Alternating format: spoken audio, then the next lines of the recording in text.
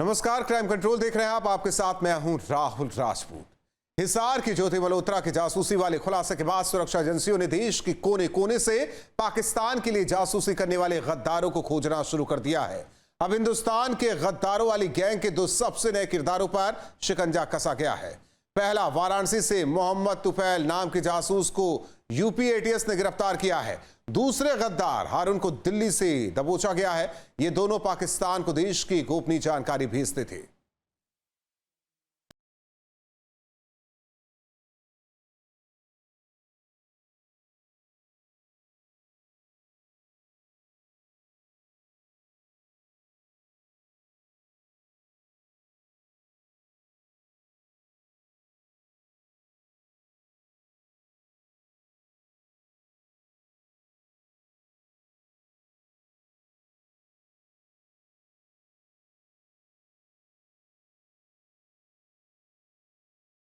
देश से सबसे बड़ी गद्दारी की।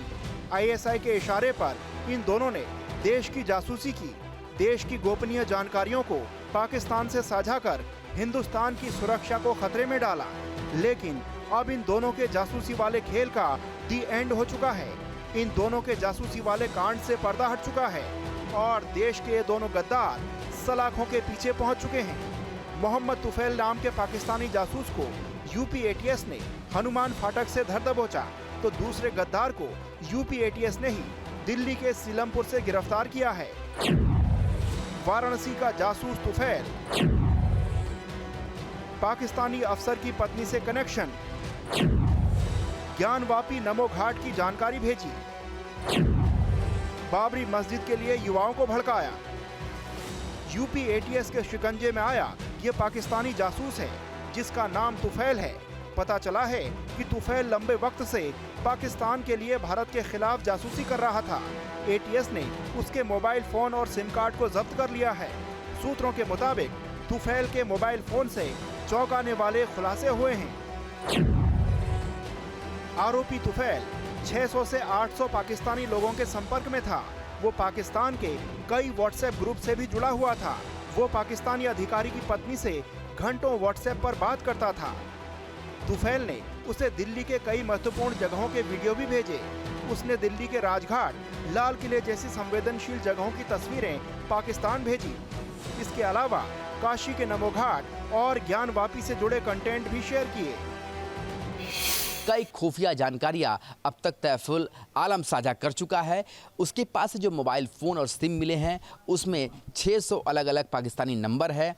तो किस तरीके से सोशल मीडिया के जरिए जो जासूसी करने की प्रक्रिया है वो तैफुल ने अपनाई और उसकी पूरी ट्रेनिंग जो है वो उसकी दोस्त, पाकिस्तानी दोस्त नफासा ने दी, जिसके साथ वो संपर्क में आया। बताया जा रहा है हनी ट्रैप का इस्तेमाल किया गया और धीरे धीरे वो पूरी तरीके से ट्रेंड हो गया और जासूसी कर रहा था। हालांकि कितने समय से जासूसी कर रहा था, क्या क्या चीज़ें वो भेज चुका है, इसके बारे में एटीएस पूछताछ कर रही है।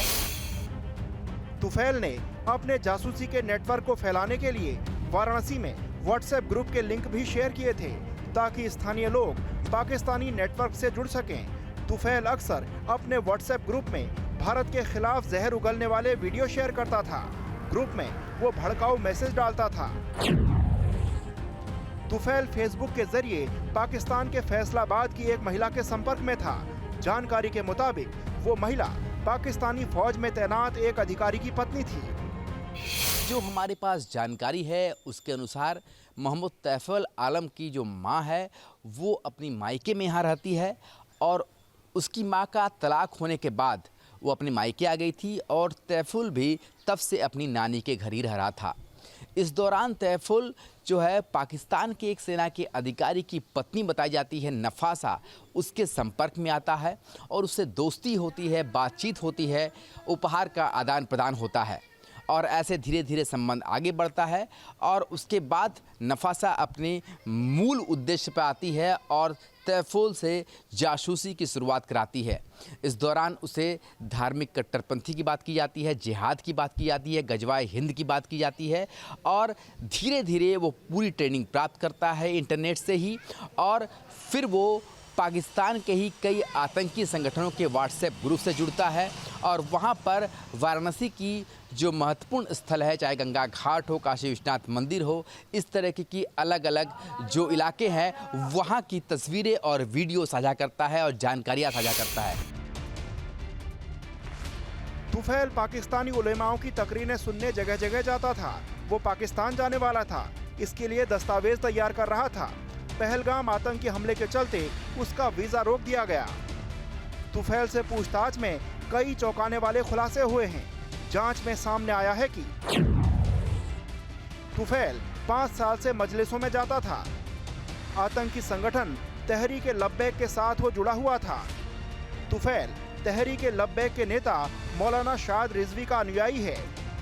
रिजवी के यूट्यूब चैनल को भी तुफैल फॉलो करता था। उसका वीडियो व्हाट्सएप ग्रुप में शेयर करता था। पूछताछ में सामने आया है कि तुफैल धार्मिक यात्राओं के बहाने देश भर में पाकिस्तानी उलेमाओं की मजलिस में शामिल होता था और उनकी तकरीरें सुनता था। वो मुस्लिम कम्युनिटी के लोगों को व्हाट्सएप पर मैसेज भेजकर खुद को गज़वाए हिंद और हदीस के लिए लड़ने वाला सिपाही बताता था। हैदराबाद में एक मजलिस में वो पाकिस्तानी उलेमाओं और मौलानाओं से मिला था। तभी से उसके तार पाकिस्तान से जुड़ गए। बाबरी मस्जिद से जुड़े हुए लोगों से भी मिला था। साथ ही बाबरी मस्जिद के बहाने लोगों को भड़काने का काम करता था ताकि देश का माहौल खराब किया जा सके। जासूस तुफैल ATS नहीं, NIA के रडार पर भी था। 3 महीने से एजेंसियों के रडार पर था। उसके करीबियों के नंबर भी सर्विलांस पर थे। गुरुवार को गिरफ्तार करने के बाद ATS ने तुफैल से पूछताछ शुरू की तो वो गुमराह करने लगा। ATS ने उसके मोबाइल में मिली तकरीरें और व्हाट्सएप चैट्स दिखाकर सख्ती से पूछताछ की।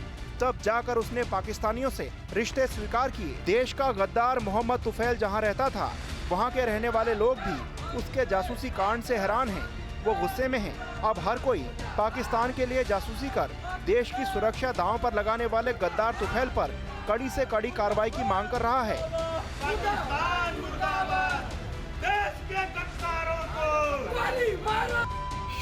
ये पता चला है कि जो पाकिस्तान को ये पाकिस्तान के एजेंट के रूप में काम करता था। ये भीड़ भाड़ जुटने का कारण है कि हमारे बीच में एक आतंकवादी रहता था जो कि पाकिस्तान का ISI का एजेंट है जो है, और अपने बनारस के जितने भी पुरातत्व मंदिर हैं, धार्मिक स्थल हैं, सबकी जानकारी फ़ोटो वीडियो बना के जो है ISI को देता था जो है। इसीलिए यहाँ पे देखने के लिए भीड़ लगी है जो है। पहले पता नहीं था, लेकिन पहले से थोड़ा बहुत संदिग्ध था ये मकान जो है, कि पहले से इसमें कुछ मकान में लोग संदिग्ध लोग आते थे जो है। आना, रोड पे गाड़ी खड़ा करना, सीधे अंदर घुसना, घंटा 2 घंटा 4 घंटा बाद निकलना और चले जाना जो है। उनका पहनावा, उनका वेशभूषा ही लोगों के देखने में संदिग्ध लगता था। ATS अब ये पता करना चाहती है कि पाकिस्तानी फौजी की पत्नी को तुफैल ने क्या क्या जानकारी मुहैया कराई थी, किस किस तरह के वीडियो या फोटो शेयर किए थे। ATS के हत्थे चढ़ा जासूस हारून। UP ATS ने दिल्ली से धर दबोचा। UP ATS ने दिल्ली के रहने वाले मोहम्मद हारून को गिरफ्तार कर लिया है। सीलमपुर के K ब्लॉक में रहने वाला हारून दिल्ली में स्क्रैप का काम करता था। उस पर पाकिस्तान उच्चायोग में तैनात कर्मचारी मुजम्मल हुसैन के साथ मिलकर भारत के खिलाफ जासूसी करने का आरोप है। मुजम्मल को भारत सरकार ने पर्सोना नॉन ग्राटा घोषित कर 24 घंटे में देश छोड़ने का आदेश दिया था। ATS के मुताबिक हारून और मुजम्मल हुसैन मिलकर पाकिस्तान का वीजा दिलाने के नाम पर अलग अलग खातों से अवैध वसूली भी करते थे। ये पिछले काफ़ी दिनों से पाकिस्तान आता जाता था और पाकिस्तान दूतावास में काम करने वाले मुजम्मिल के संपर्क में था। जो पूछताछ है उसमें ये बात भी निकलकर सामने आई है कि हारून और मुजम्मिल पाकिस्तान का वीज़ा लगाने के नाम पर लोगों से अवैध उगाही किया करते थे और उस पैसे को डालने के लिए हारून द्वारा मुजम्मिल को कुछ बैंक खाते भी प्रोवाइड किए गए थे और उन बैंक खाते जिनके भी यूज करते थे उनको भी कमीशन दिया करते थे। जांच में पता चला है कि हारून ने 2 शादियां की हैं। दूसरी पत्नी पाकिस्तान के पंजाब में रहती है, जिससे मिलने के लिए वो अक्सर पाकिस्तान जाया करता था। हाल ही में वो 5 अप्रैल को पाकिस्तान गया था और 25 अप्रैल को वापस लौटा। दावा है कि हारून ने अपनी रिश्तेदारी का फायदा उठाकर पाकिस्तानी खुफिया एजेंसी ISI के लिए काम किया। हालांकि हारून के परिजनों ने इन आरोपों से इनकार कर दिया है। गिरफ्तारी कहां से हुई है? गिरफ्तार तो वहाँ भी गया, मतलब किसी ने बताया खत्ते पे। खत्ते के पास से ले गए थे ना, हमने गाड़ी खड़ी यहाँ से ले गए। अच्छा, यूपी पुलिस ले गई। हाँ, यूपी पुलिस। हमें तो बाद में पता लगी जब हमने तो फोन करा 112 पे, जो ले गए उन्होंने तुम्हारे लड़के को। और तुम लोग जानते थे, फिर क्यों नहीं पकड़ा उसे? क्यों भेजा उसे पाकिस्तान? उसे पाकिस्तान भेज के बैठ गए। यहाँ से पहुँच के पकड़ के हम बैठ गए यहाँ पर। हारून तो पूरा मोहल्ला जानता है किसके भेजा पाकिस्तान। हारून नशे पूछो तो सही, किसी कोई है पूरे मोहल्ले में जो बताते हैं। पैसे लेके वीजा दिलाता था, उसका मिला हुआ था, तो हम क्यों नहीं गए पाकिस्तान? हमारे पास पासपोर्ट है। हमने क्यों नहीं गए हमें पाकिस्तान? भेजा उसने। सूत्रों के हवाले से एक अहम जानकारी मिली है। हारून ने पाकिस्तान के पंजाब प्रांत की रहने वाली समाइरा से शादी की हुई थी और पिछले कई साल से लगातार समाइरा से मिलने के लिए और भारत की गोपनीय जानकारी देने के लिए हारून लगातार पाकिस्तान जाता रहा। इन तमाम एंगल्स पर अब यूपी एटीएस जांच कर रही है। हारून की दूसरी पत्नी दिल्ली के सीलमपुर इलाके में रहती है। दिल्ली वाली पत्नी से हारून के 3 बच्चे हैं। पाकिस्तान की पत्नी जो समाइरा है उसका अपने पुराने पति के साथ में कुछ दिनों से विवाद चल रहा था। विवाद होने के बाद में उसने तलाक लिया और तलाक लेने के बाद हारून से शादी कर ली। पाकिस्तानी पत्नी जो पंजाब प्रांत में रहती है वो हारून की पाकिस्तान में रहने वाली बुआ की बेटी बताई जा रही है। रामपुर के जासूस शहजाद पर शिकंजा, आतंकी हमले की रच रहा था साजिश। इससे पहले रामपुर का रहने वाला जासूस शहजाद मुरादाबाद से पुलिस के हत्थे चढ़ा था, जो आईएसआई के इशारे पर किसी बड़े आतंकी हमले की साजिश का ताना बाना बुन रहा था। खुफिया एजेंसियों ने इसकी भनक लगने के बाद उसकी निगरानी शुरू कर दी थी, जिसके बाद उसे दबोच लिया गया। उसने रामपुर के कई युवकों को पाकिस्तान भेजा था, उनके लिए वीजा का इंतजाम भी किया था। जांच में खुलासा हुआ है कि शहजाद आईएसआई के निर्देश पर भारत में एजेंटों को पैसा मुहैया कराता था। रामपुर और यूपी के दूसरे हिस्सों से लोगों की भर्ती करता था। वो यूपी के कई इलाकों में आतंकी हमले की तैयारी कर रहा था। एटीएस को यह भी पता चला है कि देश भर में फैले ये एजेंट सैन्य छावनियों, रेलवे प्रतिष्ठानों और दूसरे रणनीतिक ठिकानों की तस्वीरें पाकिस्तान भेजते थे।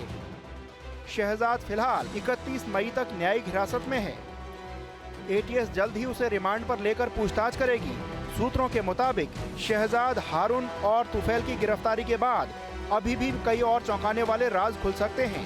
साथ ही अब सुरक्षा एजेंसियां इस बात का पता लगाने में जुटी हैं कि गद्दारी वाले इस गैंग में कितने लोग और शामिल हैं, जो अभी भी सुरक्षा एजेंसियों की पकड़ से बाहर हैं। क्राइम कंट्रोल के लिए टीम न्यूज स्टेट।